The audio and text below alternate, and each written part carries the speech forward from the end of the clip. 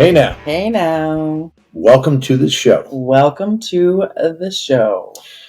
Today we have a guest from New York, actually. It's our first out-of-state guest, Steve Komito. Yes. How are you today? I am well, doing really good. Steven Komito. Steven. Steven. See, you guys know each other, so you went by the short name. Yeah, he calls me Steve. Yes, for all of those who have not known him for as long as you guys, how long have you guys known each other? Like 34 years or something. Long time. Yeah. That's a good amount of time. Yeah. Yes, so you are an actor and a personal trainer, physical trainer. Yes, and you just traveling around. Tell us a little bit about that. Oh, as of lately, I've been working with Justin Gelband, a great friend of mine. I lived with him in LA and I trained people with him in LA and New York. And we started working in New York City. We went to Miami, trained people there for a couple of weeks, ended up going to San Francisco, and I got to go see both of you in Hollywood this week. And it was just, it's such a journey with Justin. He's such a phenomenal trainer. I actually took his class live this morning.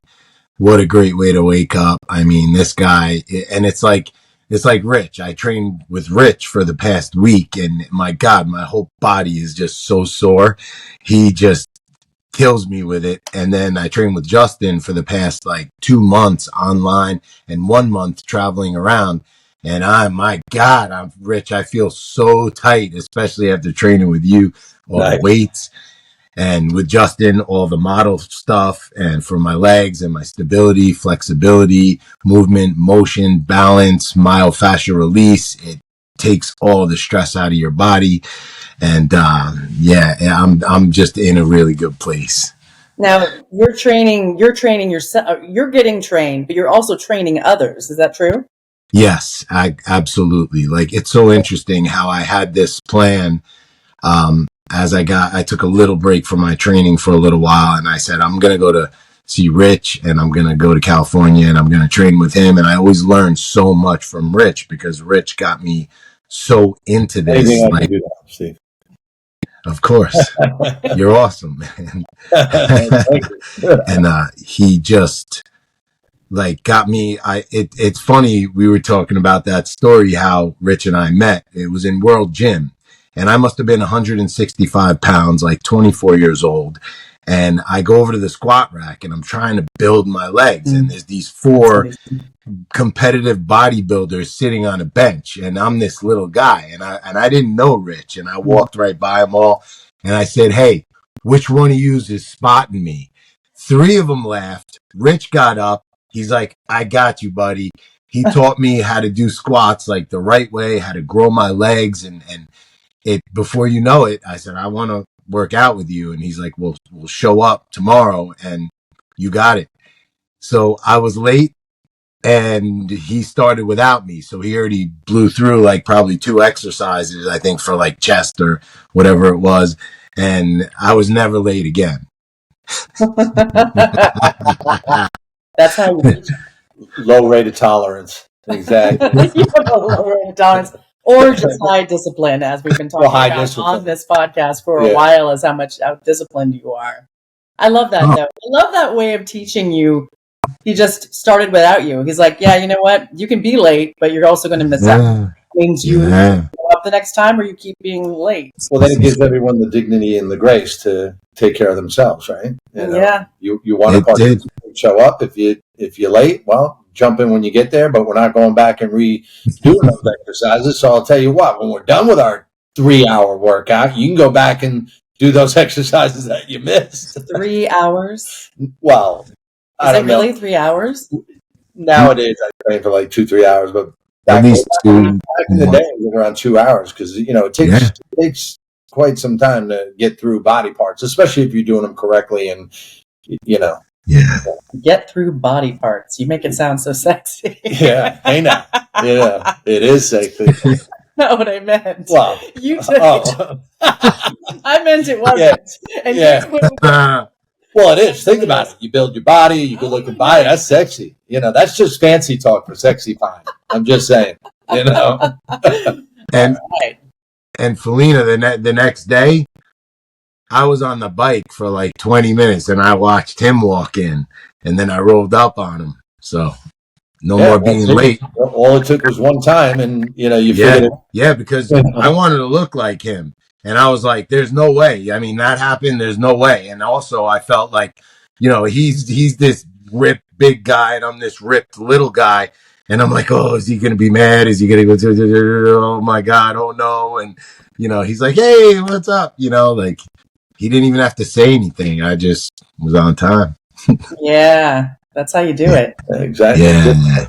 We talk about that, like you said, all the time on the show. I mean, if you're not disciplined, but then again, I kind of take discipline to the extreme. Yeah. Just coming.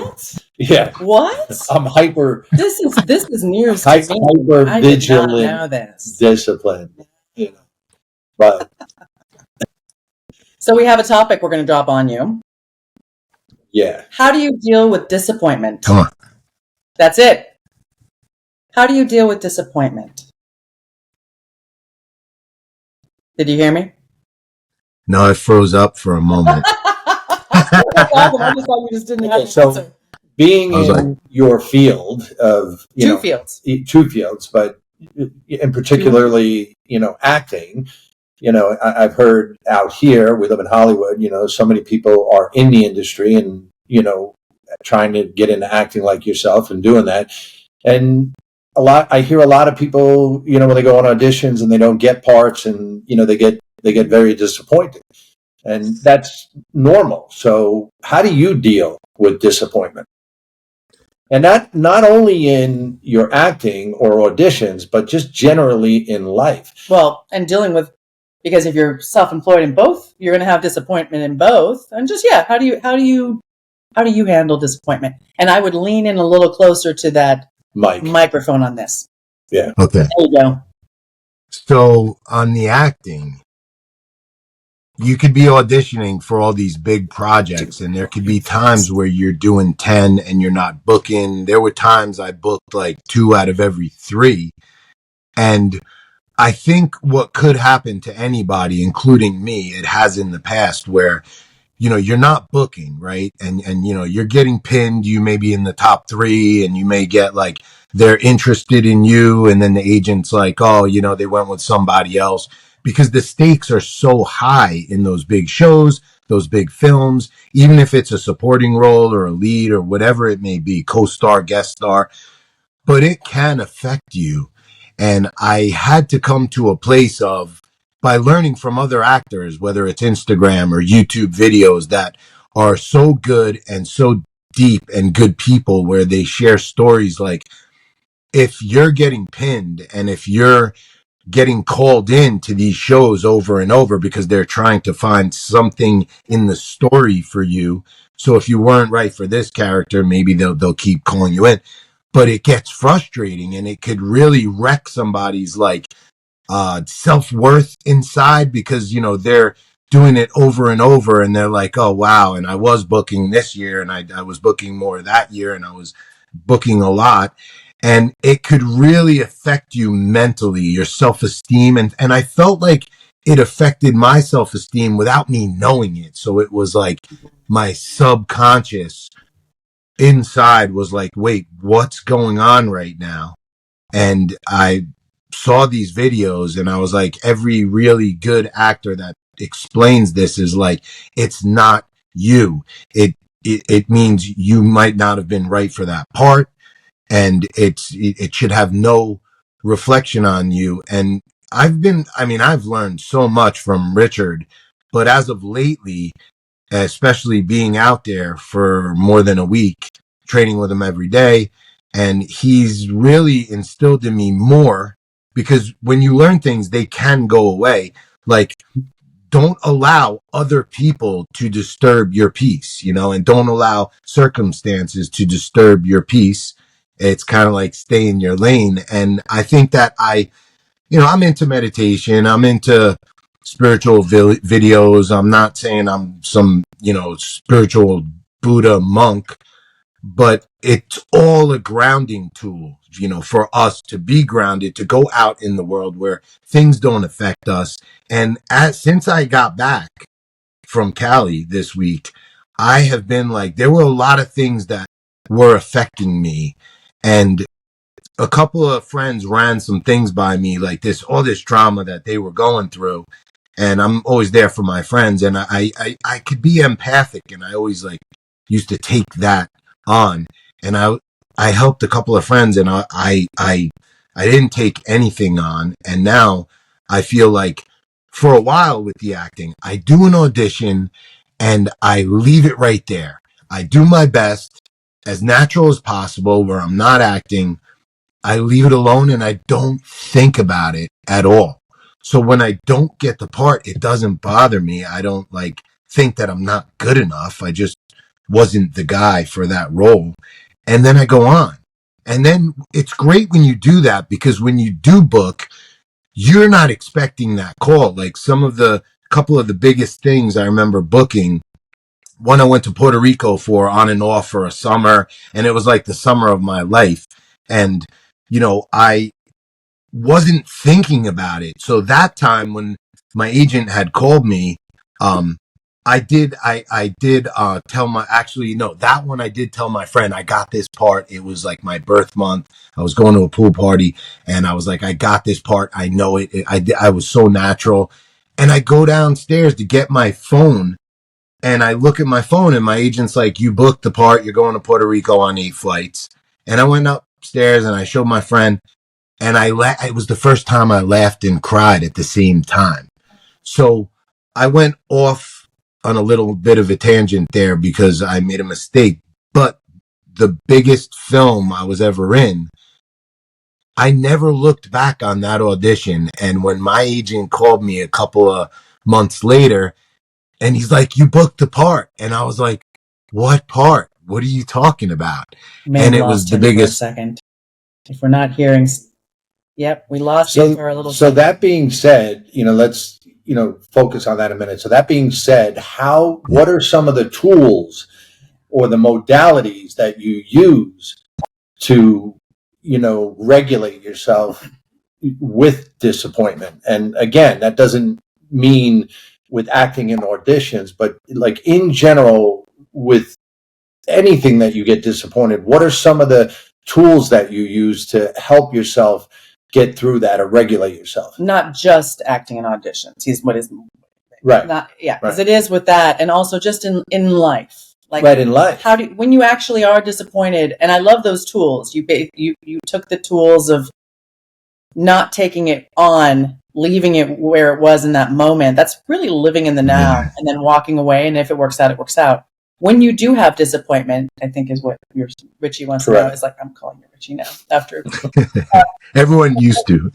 Yeah, it's Richard.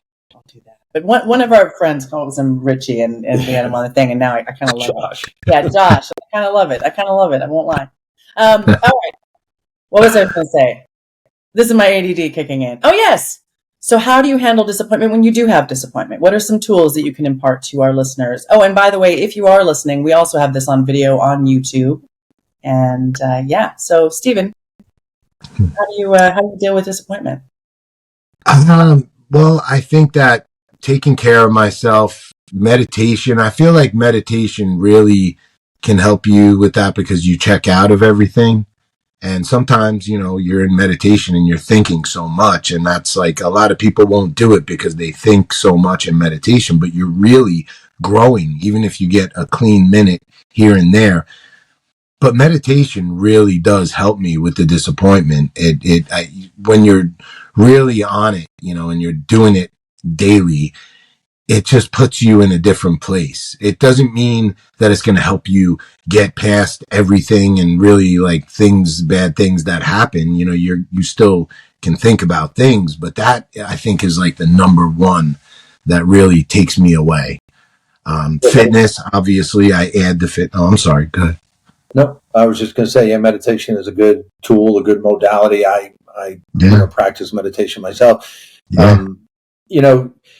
Disappointment can really take somebody out of the game. I mean, I think one, it's holding ourselves accountable, but I also feel that when we place high expectations on things such as people, places, and things, whatever that is, whether it's work, a job, or a relationship, I kind of feel we're setting ourselves up for a disappointment if we have an expectation. But for me, I've realized that when I go into things for fun and for free, even if it is an audition, that let me go in there, I'm going to suit up, show up, do the best I can. And whatever the outcome is, I am still taking care of myself, and it's about my self-worth, not what this producer, director, casting director thinks about me. It doesn't take away from who I am. Yeah, I agree. I agree with that 100%, because if you're going in there on an audition and you're trying to put on a performance or people please or make people like you, you're screwed, because the camera's going to pick that up. The casting director is going to pick that up. Anyone in the room, the casting director's assistants are like, oh, next. But if you go in there, like you just stated, you have no worries. You're free.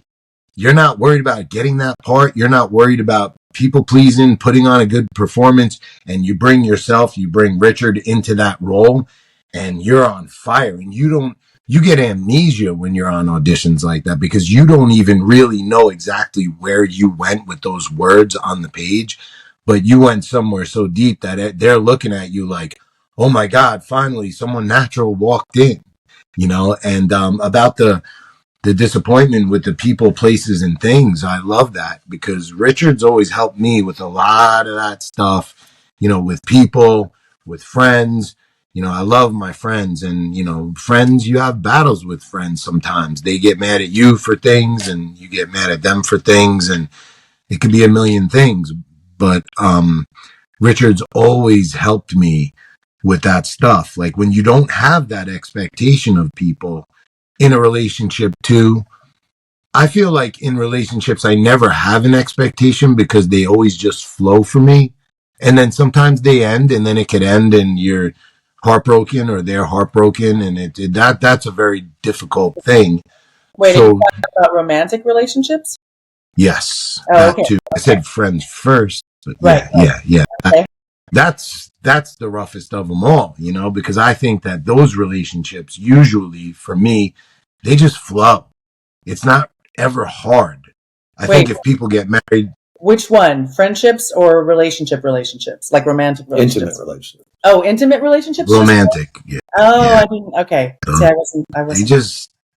They just flow. I think maybe because I'm never looking when I get in one, and it's just this beautiful thing. And I think that when people have expectations on other people, that could really mess it up.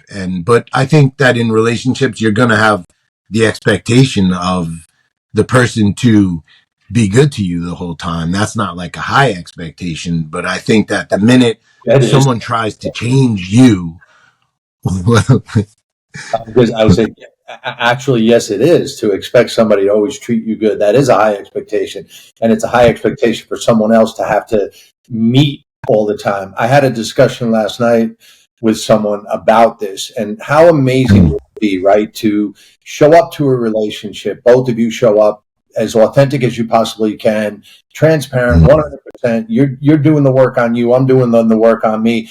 But even though you are both doing the work on yourselves, when you're in an intimate relationship, when another person, your partner in that intimate relationship, happens to bring something up or says, you happen to do this thing, and I don't know if you notice it, we tend to take that differently as opposed to when you're in a friendship relationship. The minute it gets intimate, we take things a little bit more personally.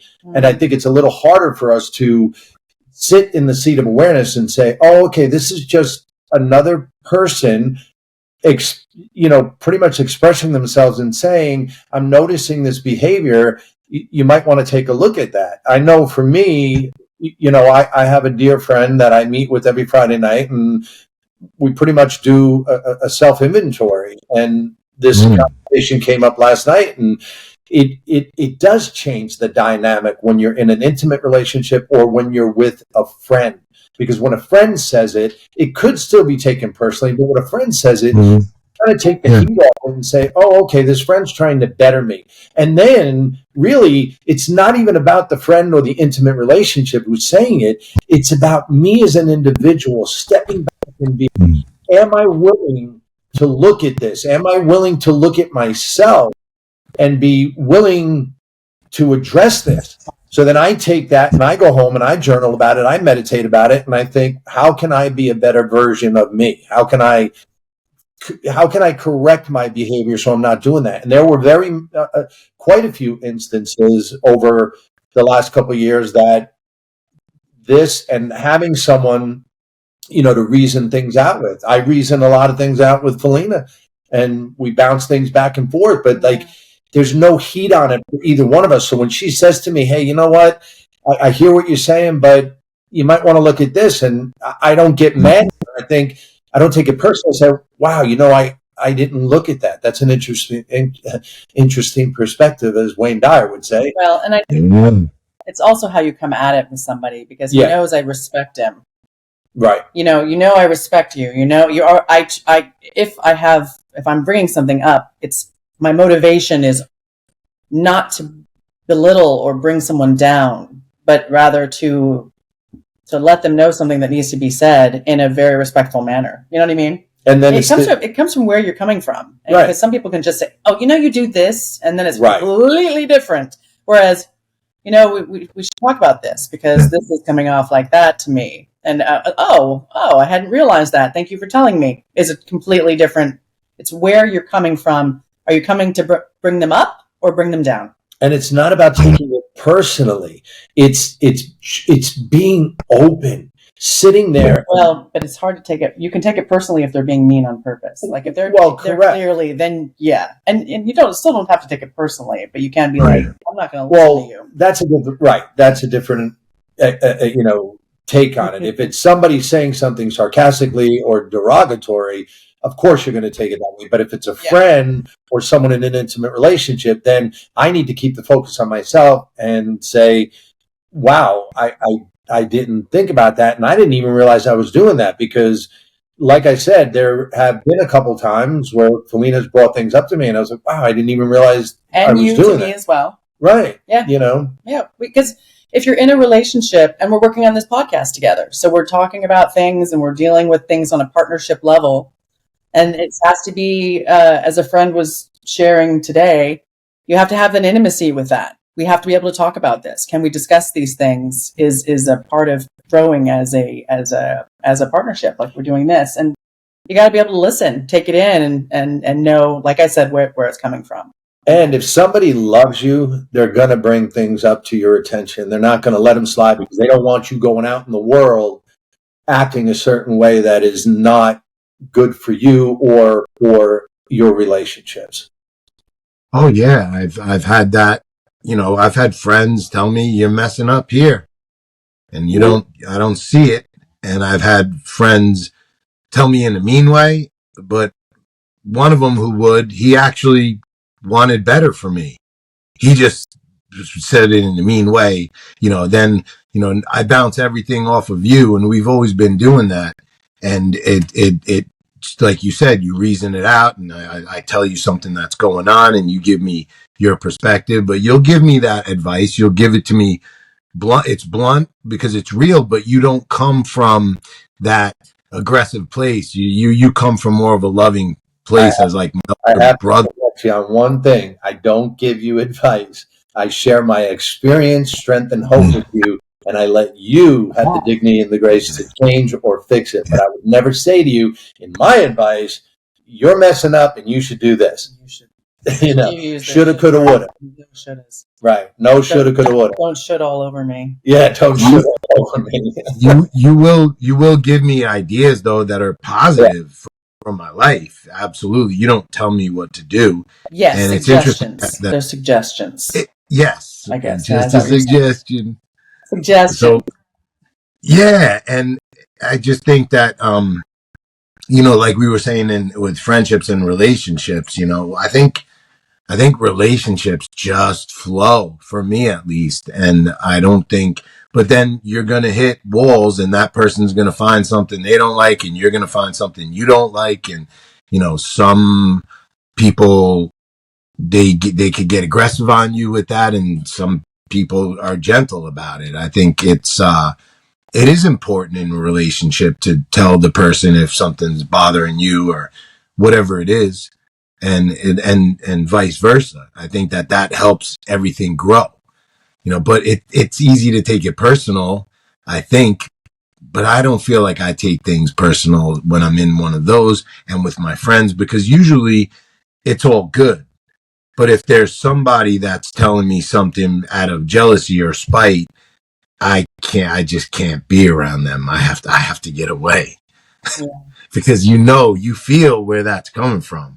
And it's coming from, like, it could be jealousy. It could be, they some people don't like that you're happy, and you could pick up on that with friends, with lovers. I mean, that's everywhere in that mix, not with everybody, but with some people, though they kind of get jealous that you're happy, or it's like a competition, and, but it's all good. Relationships are beautiful.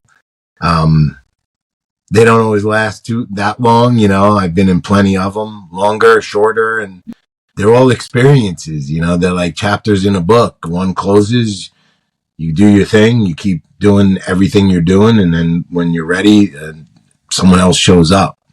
I never look. I think what helps is always trying to keep the focus on ourselves. Yeah. People can do or say whatever they're going to do or say, but it's up to me whether I'm going to take the bait or allow my buttons to be pushed, as they say, or my thorns to be pushed. And interestingly enough, too, when that happens and you feel uncomfortable, when someone brings something to your attention that you might be doing that could be harmful to yourself or others, I thought about this today, and I was thinking, I get those uncomfortable feelings sometimes when somebody brings something up to me, but then I have to calm myself down and I have to think, why am I getting anxiety right now? Well, then when that happens, it's obviously because it's something that I need to take a look at. So there's a phrase that I just said. It's like, when your thorns get pushed. But I personally think it's because when I get affected, it's me trying to pull the thorn out that I'm really feeling. It's not getting pushed in. It's me trying to work on myself to the best ability to address, why am I feeling this uncomfortability? Why do I feel so anxious when this person is bringing something to my attention? It's not to hurt me. It's for me to take a look at myself, because I am always on the quest to be as authentic as I can, as transparent as I can. And sometimes, I'm a work in progress. We all are, but we don't do things perfectly. But I try to be the best version of myself, and, that I can with all my friends and relationships. The disappointment. Oh, yeah. With the disappointment, since we brought it into how do we handle somebody having to talk to us about things that they don't necessarily, that they have a problem with, maybe somebody has a feeling about a friendship or a relationship. I actually have a real hard time with this stuff because my parents never fought in front of us. And I never knew how to have a confrontation because I was little and didn't learn how. So I've had to teach myself, when somebody comes to me and talks to me about something they have a problem with, I have to breathe. I have to take a second. I listen, and then I need to go and think about it, and I need to take it in, and I need to go, okay, this doesn't mean they just don't want anything to do with me anymore. They're just trying to tell me about one little thing. This is not the end of the world. And so a lot of this stuff comes into, you're going to handle it based on how your childhood was as well, and how you saw people handle arguments. And I remember telling my mom that, may she rest in peace, she's no longer with us. But I told her before she left this world, I said, I never learned how to fight because you guys never fought in front of us. And she said, oh, that's so interesting. We didn't make a concerted effort not to do it. They just didn't fight that much. And when they did, it was over something that could not be spoken about in front of the children. It was private or whatever, she told me. But I don't think people should be having knockdown drag outs in front of their kids. But having a confrontation, I think that for our listeners, if you have an argument in front of children, and you can do it from a loving, respectful place, you're actually educating them on how do they handle confrontation as well. Well, conflict resolution. That's what I mean. Yeah. Conflict. It's okay to have a conflict with one another, but how are we going to deal with this, and how are we going to take responsibility for our part and not point the finger or blame someone else and hold them responsible for our feelings? Right. Basically. I had to learn how to do that as an adult because I never had a model for it. And luckily, my girlfriends and I never argued when I was a kid. And I'm not sure that there are a lot of adults our age out there that did get the proper nurturing or conflictual resolution skills that we were supposed to. No. We all come from different backgrounds. What are some tools you would use in a conflict? Let's say you're in an argument right now. What are some things you can say to our listeners and our viewers that help? And I'll ask you as well, Steven. So let's hear. Number one, I don't get in arguments. But if someone was to come to me with something that get in an argument. Not anymore. I'm not kidding you. I can't. For how long? How long has it been? I cannot. I would say the last argument I had was with a former business partner, and that was probably about 5 years ago. Okay. And that was a conflict at work, and he was just being. Oh, but let's go back onto what are your tools for how to not have them? Or how do you deal with them? How do I deal with... How do what? Well, we're talking about how a lot of people don't have the tools for conflict resolution. So what are some tools we can share with people that can help? Well, one tool is, I take a deep breath, and I give the other person the dignity and the grace to tell me what is going on or why they have an issue with me, and I have to be honest with you again. I use that Wayne Dyer thing, and it's like that's an interesting perspective. I will give that some thought, because one, I'm honoring the other person. I'm letting them know that I acknowledge what you're saying. I hear you, and then I give them credit for saying then I will take a look at that. I will take a look at my part, and then the other thing I do is I make amends for my part right away. If someone tells me that they have an issue with me and I did something that I was unaware of, I will be the first one to make amends and try to correct the situation. And that means take responsibility. That means take responsibility. Don't necessarily know what amends means. Right. You have to take a responsibility for your actions. There's responsibility and accountability. And if somebody is in an argument with you and they bring up stuff that is hurting your feelings or whatever, I have to take a step back and I have to, one, take accountability for what they're saying. Is this true? Am I doing this? Take a good look at myself. Again, keep the focus on myself. Look in the mirror. It's not about the other person. Again, if it's justified. And then I have to take the responsibility to then make amends for my part and say, wow, I am so sorry I hurt your feelings. I didn't realize that when I said that, it hurt your feelings. And I mean, that is a way to do conflict resolution. Open. I mean, that's it. Right. Taking responsibility, making amends. But if they had a part in it too, you can say, I have, and I felt this way about it. When we say the you word, you did this, you did that, the other person tends to get defensive. They tend to, and then I need to protect myself. So therefore I'm going to go but if I say, I feel this way about something, I felt this way. When this happened, I felt this way, then somebody can listen and they don't feel necessarily attacked because you're talking about yourself. And then they maybe have the impulse to help and go, oh, I could see how I would have felt, how you feel as well, Yeah, takes the charge out of it. Let's see. So, Steven, what are some tools that you use for conflict resolution? I like what you're saying, because I know a woman who teaches language, and your word is your wand. You got to be careful with choose. They say choose your words wisely, and I think that's a beautiful way. I feel this way. I feel that professionals for language teach that. And if we say you did this and you did that, oh my God, could someone go on the defense? And sometimes you don't know it. Like it could be a friendship or a relationship, and then they're telling you, well, you were doing this, and you're like, yeah, well, what about what did you remember when you were doing this? And next thing you know, they're on the defense, they're yelling at you, and it becomes a whole nightmare.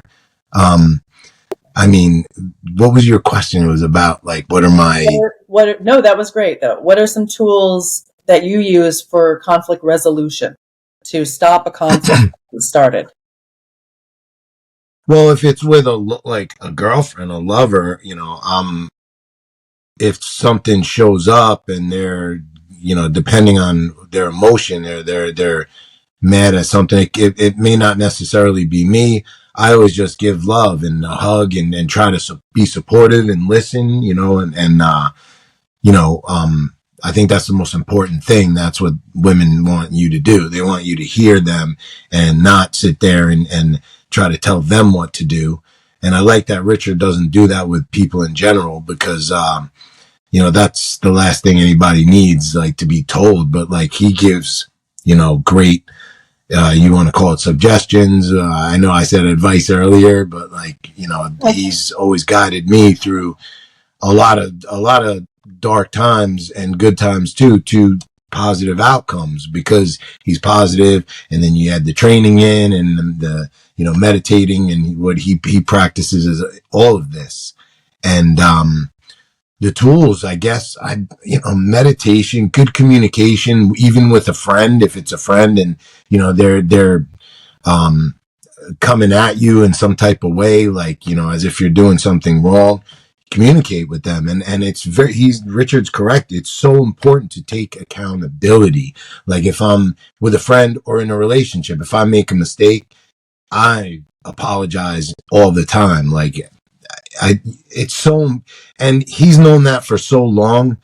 A lot of people they don't take any accountability. And then and you're like trying to make amends and say, yeah, well, I did that. And they're just like, they don't see their side, but that's okay. I think that as long as I do my part, whatever's going to happen is going to happen. I think it's so important to be compassionate and be loving and admit when we're wrong or if we did something wrong.